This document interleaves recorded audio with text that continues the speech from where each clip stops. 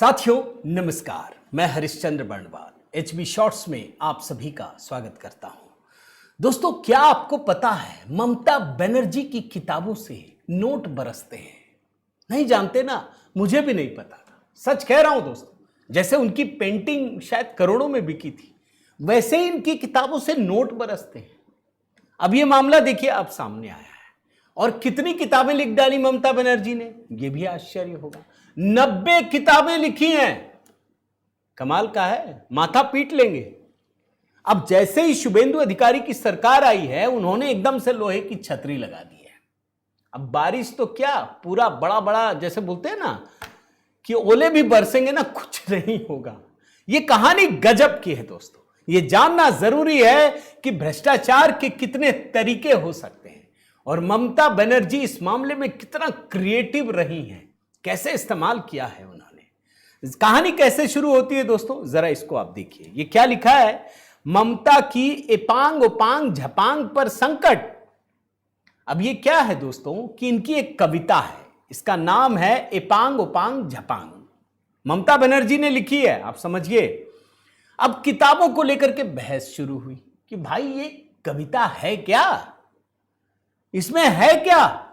और फिर अचानक से बंगाल के पुस्तकालय मंत्री गौरी शंकर घोष, उन्होंने एक संकेत दिया। उन्होंने कहा कि सरकारी सहायता प्राप्त पुस्तकालयों में अब केवल वही किताबें रखी जाएंगी जो ज्ञानवर्धक हो और राष्ट्रीय चेतना के विकास में सहायक हो।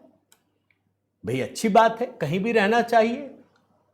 भाई किताबें तो वही पढ़ेंगे ना जिससे आपके ज्ञान का विकास हो, राष्ट्रीय हित सत्य हो, भाई लोगों में एक राष्ट्रीयता की भावना पैदा होती हो, तभी तो फायदा होगा ना।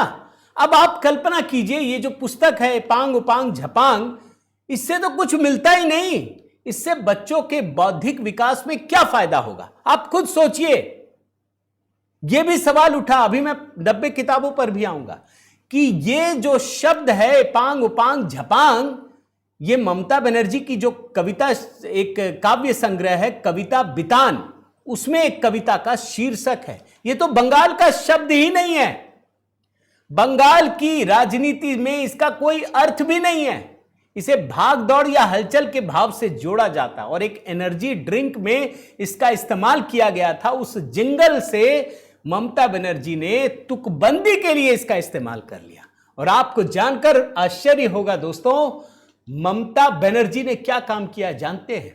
जैसे नेहरू मुख्य प्रधानमंत्री थे और खुद ही को भारत रत्न दे दिया, वैसे ही ममता बनर्जी ने मुख्यमंत्री रहते हुए अपनी इस काव्य संग्रह कविता बितान के लिए खुद ही को बंगला अकादमी का पुरस्कार भी दे दिया। खुद ही मुख्यमंत्री हैं, खुद ही एक फर्जीवाड़ा करके फालतू की कविता लिखी जिसका कोई अर्थ ही नहीं है, और खुद ही को बांग्ला अकादमी का पुरस्कार भी दे दिया। उस समय भी बहुत बहस हुई थी, उस समय लोगों ने सवाल उठाया था और उसको बाद में लाइब्रेरी में शामिल किया। लेकिन यह कहानी कितनी बड़ी है दोस्तों, आप समझिए। जानते हैं, जून 2025, आज 2026 जून ही है, पिछले साल राज्य सरकार ने, ममता की सरकार ने स्कूल पुस्तकालयों में, जो मुख्यमंत्री हैं ममता बनर्जी, मतलब ममता बनर्जी ने राज्य पुस्तकालयों को कहा कि मेरी किताब सब में शामिल करो। और उस समय 515 पुस्तकों की सूची जारी की गई थी जिसमें ममता बनर्जी की 90 पुस्तकें थी जो ममता बनर्जी ने लिखी थी। यानी जबरदस्ती खरीदो। आप सोचिए, माध्यमिक और उच्च माध्यमिक विद्यालयों को इसके लिए 1-1 लाख रुपए की वित्तीय सहायता दी गई। किताब खरीदो, बस ममता बनर्जी का खपा दो। जैसे कहते हैं ना, आजकल तो नेता क्या है, वो ड्राइवर को भी बना देते हैं दिखाने के लिए, देखो मेरी हैसियत क्या है, मैं चाहूं तो वो दूध वाले को बना दूंगा, कुछ भी बना दूंगा। मैं तो एक पत्रकार भी जानता हूं, दूध वाले को ही पत्रकार बना दिया था दिखाने के लिए कि मैं क्या कर सकता हूं। और नेता लोग तो करते हैं, ड्राइवर को बना दिया, चपरासी को बना दिया, ये होता है दोस्तों।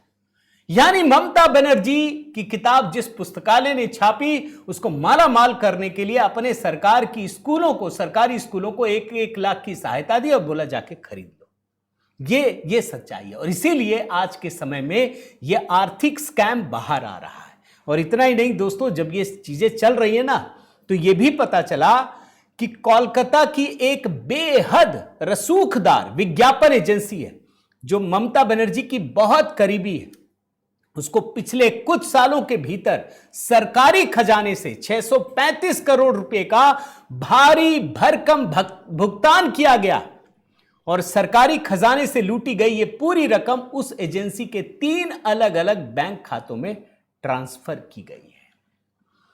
यानी ममता बनर्जी की जो किताब खजाने उगल रही थी, नोट उगल रही थी, अब उसमें लोहे की छतरी अटक गई है। मगर काम इसी से नहीं होगा दोस्तों। अब शुभेंदु अधिकारी के सामने बहुत बड़ी चुनौतियां हैं। उनको चेक करना पड़ेगा कि आखिर ये किताब से क्या फायदा हुआ, क्यों लगाया गया, किसने फैसला किया, किसने सरकारी खजानों को करोड़ों रुपए का नुकसान किया, उसकी भरपाई कौन करेगा, ये सब देखने की जरूरत है। और जो ममता बनर्जी की पेंटिंग 1 करोड़ में बिक गई, कविता में एकदम नोट बरसने लगे, अब देखना दिलचस्प रहेगा दोस्तों कि क्या ये भी आगे जारी रहेगा या खत्म हो जाएगा। क्योंकि हमने तो देखा है गमले में 1 करोड़ की गोभी उगाने वाले नेता भी हमने देखे हैं, तो जरा ये भी देखना पड़ेगा। उम्मीद करता हूं दोस्तों ये वीडियो आपको जरूर पसंद आया होगा। कमेंट कीजिएगा, लाइक कीजिएगा, शेयर कीजिएगा। अगर आपने HB शॉर्ट्स को सब्सक्राइब नहीं किया है तो कीजिएगा जरूर, बेल आइकन दबाइएगा। बहुत बहुत धन्यवाद। जय सिया राम।